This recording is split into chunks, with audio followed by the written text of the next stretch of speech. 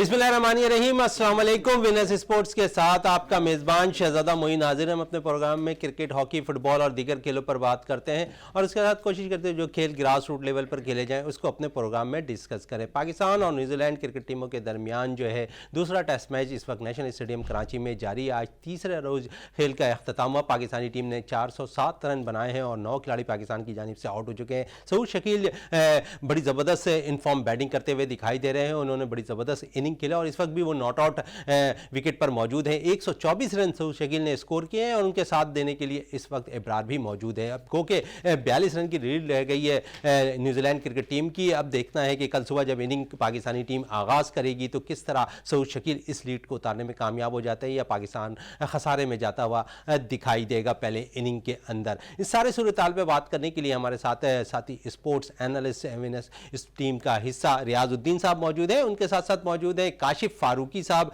जो sports analyst है। सबसे पहले रियाज साहब के पास आते हैं। रियाज साहब क्या कहेंगे? 407 रन तीसरे दिन के अख्ताम पे हमने बनाए, 9 खिलाड़ी हमारे आउट हो गए। आखिरी सेशन और आखिरी आधे घंटे में पाकिस्तान की विकेटें बड़ी तेजी से गिरी। क्या वजूहात हैं कि हमारे बैटर्स आखिरी लम्हात पे जो है विकेट सेव करने से कासिर नजर आए? बिस्मिल्लाहिर्रहमानिर्रहीम, बहुत शुक्रिया शहजादा मोइन। देखें जी, उन्होंने तो बनाए हैं 449 रन और हमने बनाए 407 रन, 9 खिलाड़ी आउट। अब एक जो आखिरी विकेट है उसका तो सुबह कुछ नहीं पता, लेकिन अब 42 रन की उनको अभी भी लीड है। कल कितने रन बनते हैं कुछ नहीं पता, लेकिन आप ये देखें पूरा हमारा मतलब टी टाइम तक हमारी टी टाइम के बाद भी एक ही विकेट गिरी थी जो सरफराज की गिरी थी। और उसके बाद कल भी हमने ये देखा कि टी टाइम के बाद ज़्यादा विकेटें गिरी और आज भी हमने देखा कि टी टाइम के बाद ज़्यादा विकेटें गिरी। तो इसका मतलब ये कि जो हमारी ये विकेट है इसमें टी टाइम के बाद जो है वो ऐसी सूरत हाल पैदा होती है जो खिलाड़ियों के लिए थोड़ा सा खेलना मुश्किल होता है। लेकिन हमें ये चीज़ भी मद्देनज़र रखनी होगी कि जो इस जितने भी खिलाड़ी आउट हुए हैं वो टैलेंडर हैं। और जैसे सऊद शकील जिन्होंने एक्स्ट्रा ऑर्डनरी परफॉर्मेंस पेश की, उन्होंने 124 रन बनाए हैं, वो क्रीज पे मौजूद हैं। लेकिन उनके साथ देने के लिए देखना होगा कि जो अब बैटर हैं वो उनका साथ किस तरह से देते हैं। फिर आज जो है मार्कतुल आरा इनिंग खेली है कि सरफराज अहमद ने, और ये इनकी कंसिक्यूटिव मतलब 5वीं जो है 50 है। इससे कबल वो 2 बना चुके थे 50s जब वो 4 साल पहले जब उन्होंने टेस्ट खेला था सेंचुरी में बनाई थी, और उसके बाद 3 अभी बनाई है, एक और जगह बनाई थी उन्होंने। टोटल ये 5 कंटिन्यू उनकी 50s हो गई हैं, तो ये भी एक रिकॉर्ड है। दूसरे ये कि इमामुल हक ने बड़ी अच्छी परफॉर्मेंस का मुजाहरा किया, उन्होंने 83 रन बनाए। और आप ये देखें कि जो न्यूजीलैंड को जो सबसे फ़ायदा हुआ है वो ये हुआ है कि न्यूजीलैंड की जानिब से जो लैथम है उन्होंने बड़ी मार्कतुल आरा इनिंग खेली थी, और उसके साथ साथ कॉनवे उन्होंने सेंचुरी की थी। कहने का मकसद ये है कि देखें जितने भी हमारे बैट्समैन अगर आउट हुए हैं ना तो वो अपनी गलती की वजह से आउट हुए हैं, और टी टाइम से पहले विकेट में ऐसी कोई चीज़ नहीं थी कि वो आउट हो सकते थे, जैसे सुबह आउट हुए इमामुल हक। इसी तरह से मैं यहाँ एक बात ज़रूर कोट करूँगा कि सरफराज को आज मतलब ये कि बेनिफिट ऑफ डाउट देना चाहिए था, और उनको एक आम परसेप्शन ये है कि उनको गलत आउट दिया गया। क्रीज के अंदर उनका पैर था, और गो के हम कमेंट्री सुन रहे थे बकार यूनुस की, तो उन्होंने तो ये कहा कि जी ये बड़ा मतलब बहुत ही अच्छा फ़ैसला है। लेकिन मैं ये समझता हूँ कि जो और जितने भी नाक़िदीन हैं और जितने भी एक्सपर्ट्स हैं उनकी नज़र में ये जो था ज़्यादती हुई है सरफराज के साथ, इसलिए कि अगर वो ये ज़्यादती ना होती तो हो सकता है कि आज वो सेंचुरी बना लेते और आज ही हम इतनी कंफर्टेबल पोजीशन में होते कि कम से कम हम बराबर कर सकते थे। 6-7 विकेटों के नुकसान पे भी कर सकते थे, 6 विकेटों के नुकसान पे भी कर सकते थे। सरफराज के आउट होने के बाद हमारे जो दूसरे बैट्समैन थे उनका कॉन्फिडेंस लेवल जो होना चाहिए था वो नहीं रहा, और ये कुदरती अमर भी है कि जो टैलेंटर्स होते हैं जब वो ये देखते हैं कि उनके आउटस्टैंडिंग खिलाड़ी कोई आउट हो गया, बैटर आउट हो गया, तो नेचुरली उनका जो है जो कॉन्फिडेंस लेवल है वो थोड़ा सा शेक होता है। लेकिन होना नहीं चाहिए, इसलिए कि जो प्रोफेशनल प्लेयर्स होते हैं उनको जो है हर तरह से मजबूत होना चाहिए, और हर चारों तरफ से उनको जो है अपना परफॉर्मेंस देनी चाहिए। और यही वो शहजादा लम्हात होते हैं, यही वो वक्त होता है जब आपके ऊपर मुश्किल सिचुएशन हो, आप क्रंच पोजीशन में हो, और आप मतलब ये कि ऐसी पोजीशन में हो जब आप समझते हो कि आपके लिए मुश्किलात हैं, तो वहीं पर अपनी चीज़ों को मैनेज करने की ज़रूरत होती है। तो मैं ये समझता हूँ कि हमारे जो दूसरे बैट्समैन आए थे, लगता ही है कि वो थोड़ा सा ईजी हो गया कि शायद हमने वो रन्स तकरीबन कमोबेश चेस कर लिए हैं जो न्यूजीलैंड की टीम ने बनाए हैं। तो देखें यहीं पे तो मतलब अपनी परफॉर्मेंस पेश करनी थी कि 6 विकेटों पे जब आपके इतने अच्छे रन हो गए थे। लेकिन टेम्परमेंट हम लूज करते हुए दिखाई दिए आखिरी लम्हात ये में। हमारा शहजादा इंटरनेशनली हमारा मतलब ये एक कमज़ोरी है कि हम ऐसे मौक़ों पे वो कॉन्फिडेंस लेवल हमारा नहीं होता। अगर देखें आज जो हमारी इतनी अच्छी पोजीशन थी इवन मतलब कि टी टाइम के बाद भी, उसको अगर हम थोड़ा सा कंटिन्यू रखते तो हम लीड लेने की पोजीशन में होते। अब तो ये कि कुछ नहीं कहा जा सकता कि कल मैच शुरू होगा, ज़ाहिर है नया दिन होगा, सुबह होगी, सुबह थोड़ी सी यहाँ ठंड भी ज़्यादा होती है, गेंद भी हल्की सी मतलब स्विंग करती है। तो ये देखना पड़ेगा कि किस तरह से इस विकेट को हमारे बैटर जो हैं, जाहिर है सऊद शकील की जहाँ तक बात है तो उन्होंने तो सऊद शकील ने इस वक्त 336 गेंदें खेली हैं और 124 रन बनाए, और उन्होंने जो 100 रन बनाए थे वो 240 गेंदों पे बनाए थे।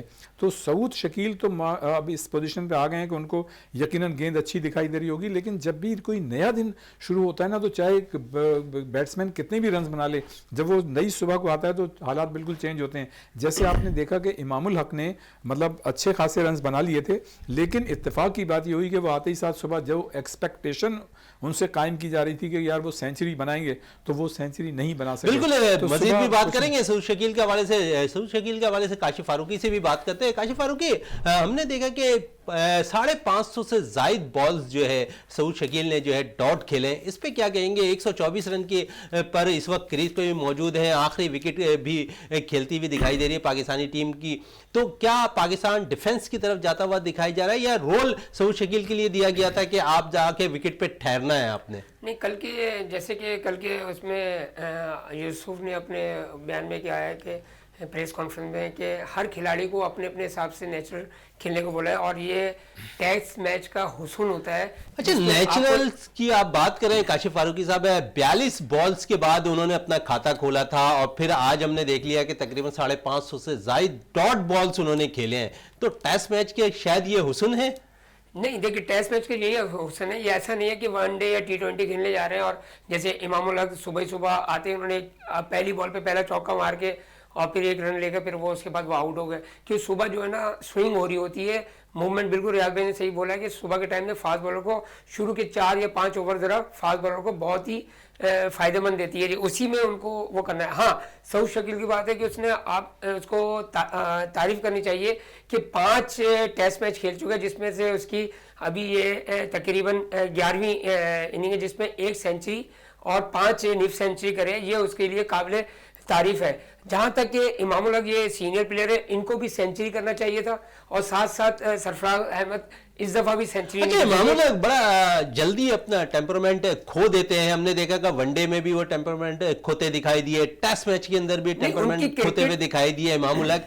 समझ रहे हैं कि क्योंकि अब मुस्तकबिल में अगर देखा जाए तो बाबर आजम के बाद अगर कोई सीनियर प्लेयर्स के तौर पर टीम में सेलेक्ट होता दिखाई दे रहा तो वो इमामुल हक, और उनके लिए ये भी खबरें आती हुई जराए से आ रही हैं कि हो सकता है वो टेस्ट के कप्तान भी बन जाए। नहीं, टेस्ट के कप्तान तो ये तो दूसरे लोगों की राय है, मगर मेरी अपनी राय है टेस्ट का जो कैप्टन है आने वाले दौर में मेरे हिसाब से कि उसने साबित कर दिया सरफराज अहमद ने बैटिंग करके भी और अपने विकेट कीपिंग से ये साबित कर दिया कि वो टेस्ट का प्लेयर रह गया है। क्यों 4 साल के बाद मौका मिला, बहुत कम बैक करना बहुत मुश्किल होता है किसी भी सीनियर या दूसरे प्लेयर को, मगर सरफराज अहमद ने कंटिन्यू 3 इनिंग्स पे 350 करके ये साबित कर दिया। मगर यहाँ पर सरफराज अहमद का टेम्परामेंट थोड़ा सा लूज हुआ है, वरना उसको पिछले वाले मैच में भी इसने 86 करके आउट हुआ, और अभी भी इसने ना तकरीबन 80 कुछ रन करके 78 रन करके आउट हुआ है। तो इसको सेंचुरी करना चाहिए था, क्योंकि सेंचुरी 99 रन पे भी आउट होगा ना तो वो सेंचुरी नहीं कहलाएगी। तो इससे ना बैटर को ना बहुत ज़्यादा, बैट्समैन को जो ना बहुत ज़्यादा फायदा होता है जब वो सेंचुरी करता है, वो बड़ा दिल होकर फिर खेलता है। मगर बहरहाल इसने साबित कर दिया है। मुझे ऐसा लगता है कि आने वाले दौर में पाकिस्तान का जो टेस्ट का जो वो है वो कैप्टन भी मेरे ख्याल से सरफराज अहमद ही। बिल्कुल, सरफराज के वाले से मजीद भी बात करते थे रियाज साहब। सरफराज अहमद जिस तरह रन्स करते हुए दिखाई दे रहे हैं, 4 साल के बाद उन्हें मौका मिला और अब तक तीनों इनिंग्स में जो है उन्होंने निफ सेंचुरी स्कोर कर ली है। तो अब इस टेस्ट टीम के अंदर शायद रिजवान की जगह बनती हुई दिखाई नहीं दे रही। अगर मिडल ऑर्डर पर बात करें तो सलमान अली आगा नीचे की तरफ आकर वो उन्होंने भी रन कर दिया है, और फिर उन्होंने अपनी बॉलिंग से भी साबित कर दिया है कि वो बैटिंग ऑलराउंडर के तौर पर टीम में बिल्कुल महफूज है। तो क्या समझ रहे हैं रिजवान के कैरियर टेस्ट मैच में कहां देख रहे हैं? देखें, अगर आप मेरिट पे लें तो फवाद आलम को 3 इनिंग्स के बाद उन्होंने बाहर कर दिया। वो जो बैटर था 10 साल के बाद उसने कमबैक किया था, कई एक सेंचुरीज बनाई थी, एक्स्ट्राऑर्डिनरी उसका रिकॉर्ड था। और रिजवान की अगर आप बात करें तो 12 मतलब इनिंग्स में उन्होंने कोई रन्स नहीं बनाए। तो जस्टिफिकेशन तो ये बनती है सीधी सीधी कि भाई वो फर्स्ट क्लास क्रिकेट में जाएं टेस्ट के लिए और वहाँ पे मतलब अपनी परफॉर्मेंस पेश करें।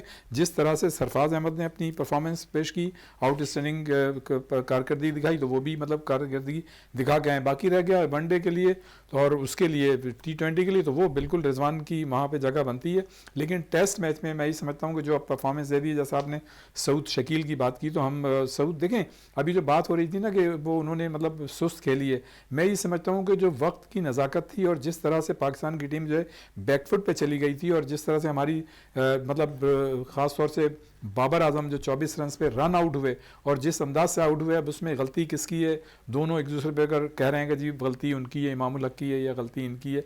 बहरहाल जब कोई भी रन आउट होता है तो ये बात तो तय है कि उसमें दोनों प्लेयर्स की गलती होती है, किसी की थोड़ी होती है, किसी की ज़्यादा होती है, और इसको एक्सेप्ट करना चाहिए। और इन चीज़ों को प्रोफेशनल खिलाड़ियों को कम अज़ कम टेस्ट मैच में अवॉइड करना चाहिए कि वो रन आउट हों, इसलिए कि ये बहुत कम देखने में आया है कि टेस्ट मैच में जो है इस तरह से रन आउट लगता नहीं है कहीं भी ना, बड़े कम मतलब इस तरह से आउट होते हैं। हाँ T20 या वनडे में तो होता है क्योंकि आपको उन्हें तेज़ रन बनाने होते हैं। लेकिन मैं समझता हूँ कि सऊद शकील ने जिस तरह से इनिंग्स के लिए एक परफेक्ट इनिंग खेली है और जो गो के ज़ाहिर है उन्होंने ज़्यादा गेंदें खेली, उन्होंने जो है 336 गेंदें खेली हैं 124 रन बनाने के लिए टोटल।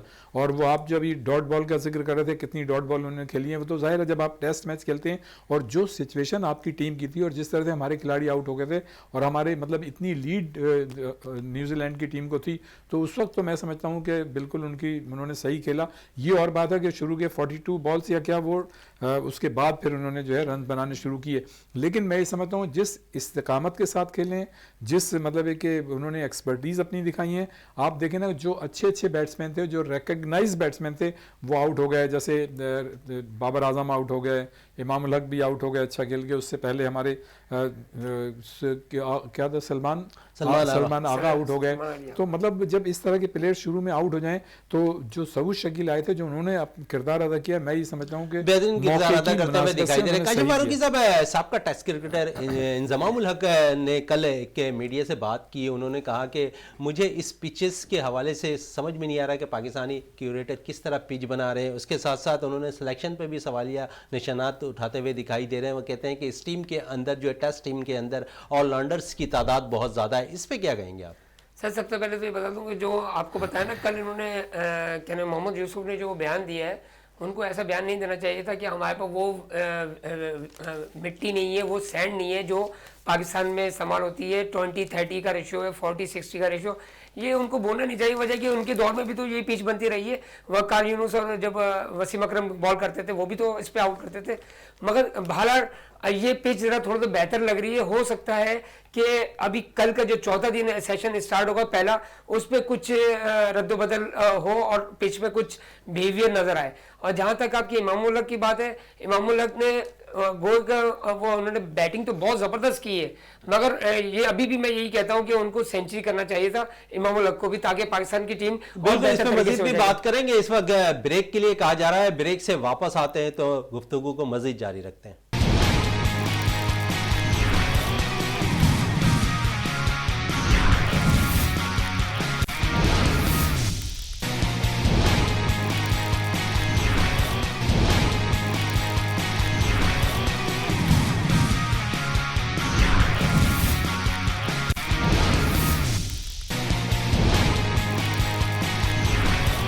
जी बिल्कुल, वक्फे से पहले जिस तरह बात हो रही थी पाकिस्तान और न्यूजीलैंड के टेस्ट मैच के हवाले से, तो हम देखते हैं कि पूरे पाकिस्तान के अंदर जो है क्रिकेट का मेला सा एक लगा हुआ है। हमने देखा कराची के नए नाज़ाबाद क्रिकेट ग्राउंड पर जो है पाकिस्तान स्टार्स प्रीमियर लीग के सीज़न 4 का इनेकाद किया गया, जहाँ मुख्तलिफ हमने देखा टीमें 6 टीमों ने इस टूर्नामेंट में शिरकत की। तो रियाज साहब, जिस तरह पाकिस्तानी बैटर्स ने जितने स्लो अंदाज में बैटिंग की, स्ट्राइक रेट अगर देखें तो बहुत कम है पाकिस्तानी बैटर्स का, तो समझिए इस मैच टेस्ट मैच का फैसला होता हुआ दिखाई दे रहा है आपको? देखें जी, ये सारा डिपेंड करता है कल जब उनकी टीम बैटिंग करेगी तो वो किस स्ट्राइक रेट से करती है। अगर तो कल उन्होंने 300-350 रन बना लिए और फिर पाकिस्तान की बैटिंग आती है अगर परसों के रोज़, और पाकिस्तानी खिलाड़ियों को अगर 300-350 रन होगा, तो ये यकीनन प्रेशर में होंगे, लेकिन मेरे ख्याल से हमारी टीम जो है उसकी परफॉर्मेंस जो है, हम हमेशा कहते रहे कि अनप्रेडिक्टेबल रही है। कभी भी हमारी टीम में कंसिस्टेंसी नहीं है और कभी हमारी टीम बहुत अच्छी परफॉर्मेंस का मुजाहरा करती है और कभी जो है बहुत ज़्यादा ख़राब परफॉर्मेंस का मुजाहरा करती है। तो पाकिस्तानी टीम से कुछ आप एक्सपेक्ट नहीं कर सकते कि इस वक्त क्या कर दें, लेकिन ये ज़रूर है कि इस वक्त जो पल्ला अगर आप कहें तो वो थोड़ा सा भारी है न्यूजीलैंड की टीम का, इसलिए कि अगर दोनों का कंपैरिजन करें और जो आपने बात की कि हमारा स्ट्राइक रेट जो है बहुत कम है, और अब इस वक्त जितनी भी टीमें हैं, ऑस्ट्रेलिया, इंग्लैंड और न्यूजीलैंड की टीमें, इनका स्ट्राइक रेट जो है जब वो टेस्ट खेल रहे होते हैं और जहां उनको ज़रूरत होती है तो वो वनडे और T20 जैसी परफॉर्मेंस का मुजाहरा करते हैं बगैर किसी डर और झिझक के। हम जो क्या हमारा मसला ये होता है कि हम जब इस तरह की करंट और प्रेशर सिचुएशन होती है तो उसमें एतमाद का मुजाहरा करें, अपनी चीज़ों को मैनेज करें। हम हाथ पैर हमारे फूल जाते हैं और हम आउट होते चले जाते हैं, बिल्कुल हाथ पैर फूल जाते हैं, आउट होते हुए दिखाई दे। रियाज साहब, अब देखते हैं कि मोहम्मद आमिर के हवाले से बड़े बयानात मोहम्मद आमिर के सामने आते दिखाई दे रहे हैं जब से नई सिलेक्शन कमेटी और नए बोर्ड आ गए। तो आमिर का कल भी एक तकरीब में बाकायदा उन्होंने मीडिया से जब बात की तो उन्होंने कहा, बाबर आजम पे थोड़ी सी बात की, उन्होंने कहा कि बाबर आजम को बहुत जल्दी कैप्टनशिप दे दी गई, इस पे क्या कहेंगे? देखें, ये कोई प्लेयर नहीं कह सकता कि कैप्टनशिप दे दी गई या नहीं दे दी गई, लेकिन परफॉर्म तो कर रहे हैं कप्तानी में भी बाबर आजम। नहीं, बोर्ड के जो फैसले होते हैं वो अपने हिसाब से देखते हैं, लेकिन देखें बाबर आजम जब से कप्तान बने गो के ऑन एंड ऑफ उन्होंने अच्छी परफॉर्मेंस का तसलसल बरकरार रखा है, लेकिन इंडिविजुअल परफॉर्मेंस तो उनकी वैसे ही चल रही है, अच्छी है, उसे आप बुरा नहीं कह सकते। जाहिर है रैंकिंग में दुनिया की नंबर 2 चल रहे हैं तो वो तो बुरी नहीं है, लेकिन एज ए कैप्टन इतने बड़े प्लेयर को जिस तरह से मतलब रिएक्ट करना चाहिए था, ग्राउंड के अंदर अपनी चीज़ों को मतलब दिखाना चाहिए था, वो मेरे ख्याल से वो नहीं कर सके। और उनकी ही मतलब हिकमत अमली जो जब वो ग्राउंड के अंदर होते हैं और जिस तरह से वो फैसले ले रहे होते हैं वो टीम के लिए फ़ायदे से ज़्यादा नुकसानदेह साबित हुई है। और आपने देखा कि काफ़ी मैचेस जो हैं हम सिर्फ कैप्टनशिप की, कमज़ोर कैप्टनशिप की वजह से हम हारे हैं। तो इसमें मैं ये समझता हूँ कि या तो उनको जो तीनों फॉर्मेट का कप्तान बना दिया गया तो उसकी वजह से उन पर ज़ाहिर है दबाव रहता है और परफॉर्मेंस भी उनकी थोड़ी सी मुतासिर होती है, लेकिन मैं समझता हूँ कि अब वक्त आ गया है कि कम से कम टेस्ट की कप्तानी जो है वह अलग की जाए। और वैसे तो दुनिया भर की टीमें उनके वनडे और T20 के कप्तान अलग हैं, लेकिन अगर आप बहुत ज़्यादा मतलब इसमें चेंजेस नहीं कर सकते तो टेस्ट की कप्तानी जो है वो अलग होनी चाहिए और T20 वनडे की चाहे आप उनको दें बरकरार रखें, लेकिन उसमें भी नज़रसानी करनी चाहिए। इसलिए कि देखें ये जो हमारे स्टार प्लेयर्स हैं जिन्होंने दुनिया में अपनी परफॉर्मेंस को प्रूफ किया है, जस्टिफाई किया है, उनको हमें बेदर्दी से नहीं इस्तेमाल करना चाहिए, उनको हमें तमीज़ से इस्तेमाल करना चाहिए। अब आप देखें कि शहनशाह आफरीदी को हमने बेदर्दी से इस्तेमाल किया, वो अनफिट हो गए। नसीम शाह हैं, उनके साथ भी गो के आ गए टीम में, लेकिन उनके साथ मसाइल रहते हैं। हारिस जो हैं अभी तक फिट नहीं हुए। फिर अब आप देखें कि अबरार अहमद जिसने मतलब ये कि ज़ाहिर उसे खेलने का मौका मिलता रहा, बॉल कराने का, तो उसने विकेटें भी ली और अपनी परफॉर्मेंस को उसने प्रूफ किया, लेकिन आपने उससे इतने ओवर्स करा दिए हैं कि मुझे नहीं लग रहा कि मतलब वो अगर इसी रफ्तार से उसको मतलब ये कि बॉलिंग दी गई और इतने मतलब ये कि ओवर्स उसने कराए तो उसका कंधा कहीं ना बैठ जाए आइंदा के लिए। तो हमें तो ऊपर से देख के बिल्कुल कंधा बैठता हुआ दिखाई ना दे। स्टार प्लेयर्स की बात हो रही, काशिफ फारूकी साहब है तो मोहम्मद आमिर पे जो हम बात कर रहे थे खासकर, तो उसमें हम देखते हैं कल पाकिस्तान क्रिकेट बोर्ड के जो चेयरमैन है नजम सेठी साहब, उनका एक बयान सामने आया है। वो कहते हुए नजर आ रहे हैं कि अगर मोहम्मद आमिर टीम में आना चाहते हैं तो मैं उन्हें नहीं रोकूंगा।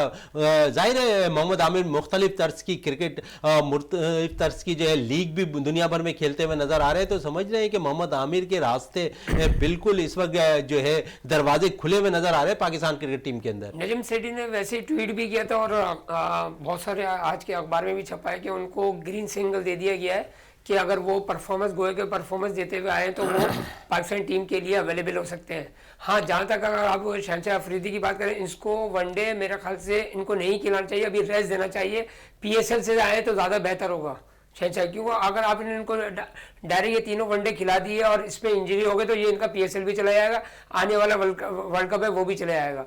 और आज जैसे कि हमने अभी देखा कि वुमेन क्रिकेट टीम का भी एक हफ्ते से कैंप लगाया, और कल जो है ना वो उनका रेस्ट डे था, तो वो पाकिस्तान के और न्यूजीलैंड का मैच देखने के लिए स्टेडियम भी आए हुए थे।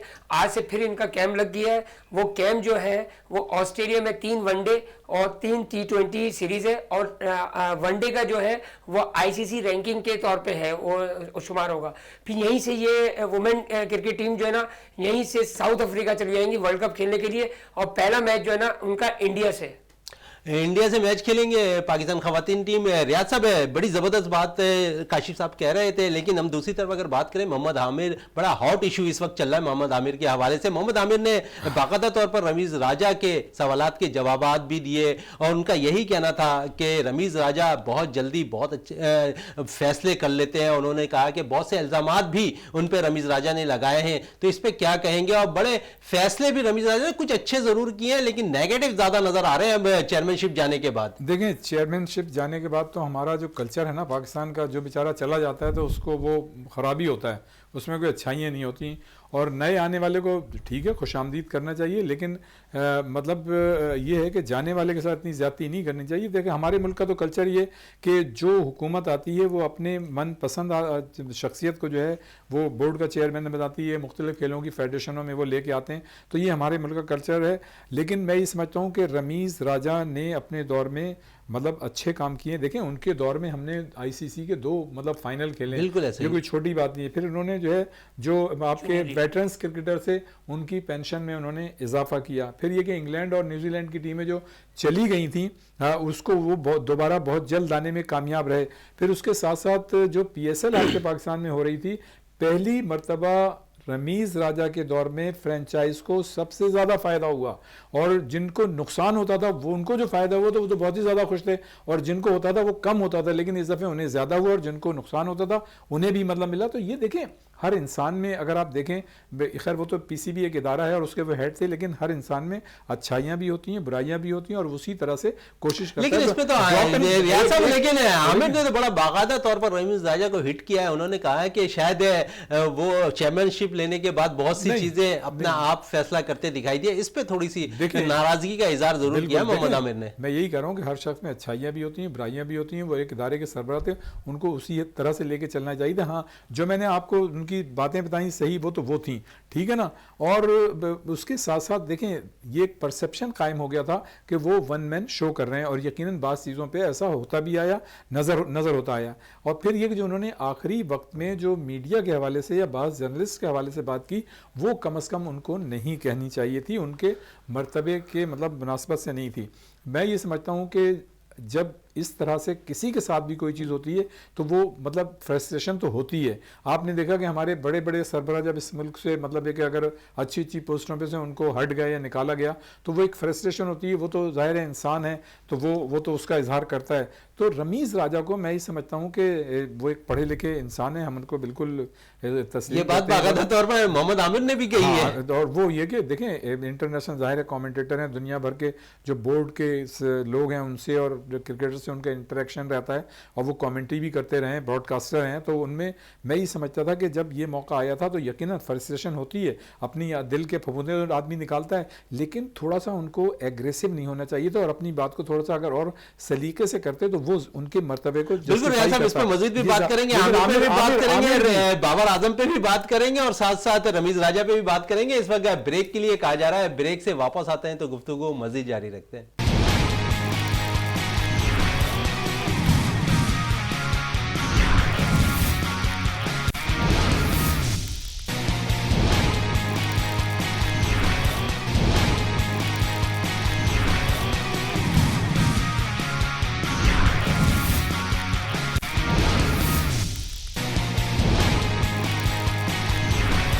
वक्फे से पहले बात हो रही थी आमिर के हवाले से, बाबर आजम के हवाले से, और साबका क्रिकेट बोर्ड के जो चेयरमैन है रमीज़ राजा के हवाले से। रियाज साहब, आमिर के हवाले से बड़ी बातें अब सामने आई, आमिर की भी ट्वीट चल रहे हैं, उसके साथ साथ अगर देखें तो साबका चेयरमैन रमीज़ राजा के भी ट्वीट नज़र आ रहे हैं इस वक्त। तो दोनों के अंदर एक लड़ाई सी कैफियत अब सोशल मीडिया पर वायरल होती दिखाई दे रही, क्या कहेंगे इस पर? देखिए, पहली बात तो मैं ये कहूँगा कि जब एक प्लेयर ही रहता है तो उसको अपनी चीज़ों का जवाब जो है अपनी बॉलिंग से अपनी बैटिंग से देना चाहिए। और मैं ये समझता हूँ कि अगर आमिर ने क्रिकेट खेलनी थी, जैसा कि उनकी ख्वाहिश है और वो इंशाल्लाह खेल भी जाएंगे, इसलिए खेल जाएंगे कि नजम सेठी का हमेशा से उनके साथ कंफर्ट लेवल रहा है और वो उनका एक नरम गोशा जो है आमिर के साथ है, इसलिए कि जब उन पर पाबंदी लगी थी और वो सारी चीजें नजम सेठी ने बाकायदा तौर पर यह भी कह दिया कि उनके पाकिस्तान क्रिकेट टीम के दरवाजे उन पे अब खुले हुए हैं। देखिए बहुत से लोग ऐसे होते हैं जो अगर कोई आदमी कोई गलती करता है ना तो उसको वो कहते हैं नहीं यार ये इसने लाइन क्रॉस कर ली है, अब हम इसको मौका नहीं देंगे। और बहुत सी जगह ऐसा होता है कि नहीं यार उसने गलती की थी, उसको उसकी सजा मिल गई है, अब इसको जो है आने दो। तो अब ये इस पे बड़ी बहस हो रही है इन चीज़ों पे, वर्ल्ड वाइड मतलब इस तरह बहस हो रही है और स्पोर्ट्स में भी हो रही है कि अगर कोई शख्स जानबूझ के किसी मतलब क्राइम का हिस्सा बनता है, ठीक है, मतलब उसकी सजा तो है, आपने सजा काट ली और उसके बाद फिर आपने ले लिया, एक तो ये तरीका होता है।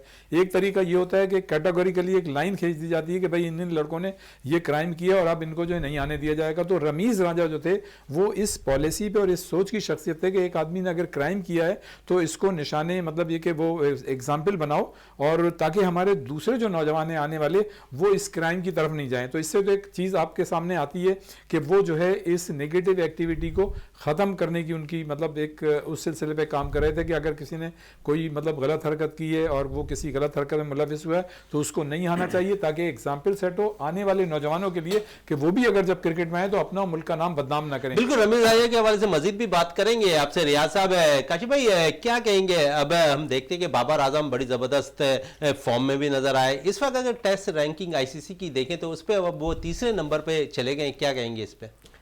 बाबर आजम तो आप शुरू से यही है, सोशल मीडिया में बोलते रहे हैं कि वो तो सिर्फ अपने लिए क्रिकेट खेल रहे हैं, मगर इस दफ़ा टेस्ट में भी इनको रन करने चाहिए ताकि वो आगे से आगे बढ़े। मगर अब देखने में आया कि वो 2 से तीसरे नंबर पे आ गए, तो ये इनके लिए तो बहुत ही लम्हे फिक्र है, क्योंकि इनको तो नंबर 1 पे जाना चाहिए था और ऊपर की तरफ, क्यों खुला मैदान था, कैप्टनशिप भी पूरी इनके पास है, तीनों रन नहीं करेंगे तो किस तरह ऊपर जाएंगे? काशिफ साहब, यही तो कह रहे हैं कि बाज अच्छे खिलाड़ी अच्छे कैप्टन नहीं होते, ये तो पहले भी बोल चुके, बहुत सारे लोग बोल चुके हैं।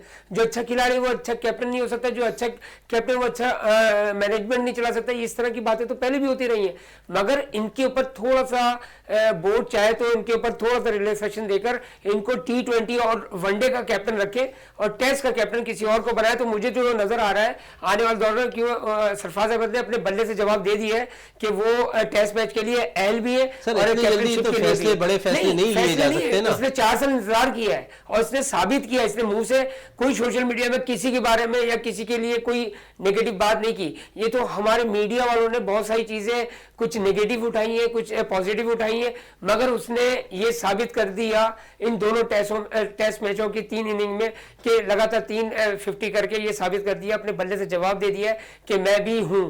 बिल्कुल, मैं भी हूँ। रमीज राजा के हवाले से बड़ी बातें चल रही थी, तो दोबारा रमीज राजा की तरफ वापस आते हैं। रियाज साहब, पीसीबी के मैनेजमेंट कमेटी के रुकन शकील शेख का एक बयान सामने आया कि उन्होंने कहा है कि उनका जो रमीज राजा का सामान है उनके घर पे हमने भेजा 3 दफ़ा, लेकिन तीनों दफ़ा रमीज राजा साहब ने वसूल नहीं किया। क्या कहेंगे इस पर? देखिए, मैं तो ये कहूँगा कि हमारे यहाँ असल में रिवायत नहीं है ना, हम पॉलिटिकल जो हमारी एफिलेशन होती है तो हम एक दूसरे को दुश्मन समझते हैं। दुनिया भर में कहीं ऐसा नहीं होता।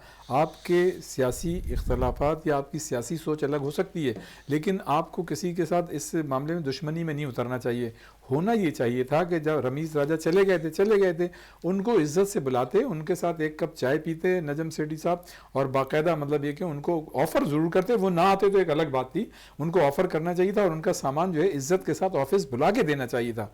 अब जब देखें ना आपने, अगर वो मतलब जब सुबह उठे तो वो नहीं थे, रात तक वो थे, तो कम से कम ऐसा कोई तरीक़ेकार और सिस्टम अभी भी मैं कहता हूं कि आइंदा भी ऐसी होना चाहिए कि जो भी चेयरमैन हो अगर वो जा रहा है तो इज्जत के साथ इसलिए कि देखिए ना पूरी दुनिया में वो आपका रिप्रेजेंटेटिव होता है आपकी क्रिकेट को, और क्रिकेट के जो बजट हैं बाज़ मुल्कों के क्रिकेट बोर्ड के, वो तो छोटे मुल्कों के बजट से भी ज्यादा होते हैं। तो मतलब वो जितना बड़ा मतलब मामला देके चल रहा है तो उसको उतनी इज्जत देनी चाहिए। वो जैसे कि रियाज भाई ने बोला है कि नजम सेठी को उनको बुला के देखिए ये नहीं होता, ये सिर्फ है ना प्रोफेशनली जंग है, क्योंकि रमीज राजा ने बहुत सारे जो काम इसके लिए बहुत वक्त चाहिए, बहुत बहस करने के लिए वक्त चाहिए। प्रोग्राम में टाइम कम है। काशिफ फारूकी साहब आपका बहुत बहुत शुक्रिया, रियाजुद्दीन साहब आपका बहुत बहुत शुक्रिया। प्रोग्राम का अख्ताम करते हैं इस दुआ के साथ कि पाकिस्तान में खेल और खिलाड़ी तरक्की करते रहें और पाकिस्तान का सब्ज़ हिलाली परचम दुनिया भर में रोशन रहे। इसी के साथ अपने मेज़बान शहजादा मोइन को इजाज़त दें। पाकिस्तान जिंदाबाद।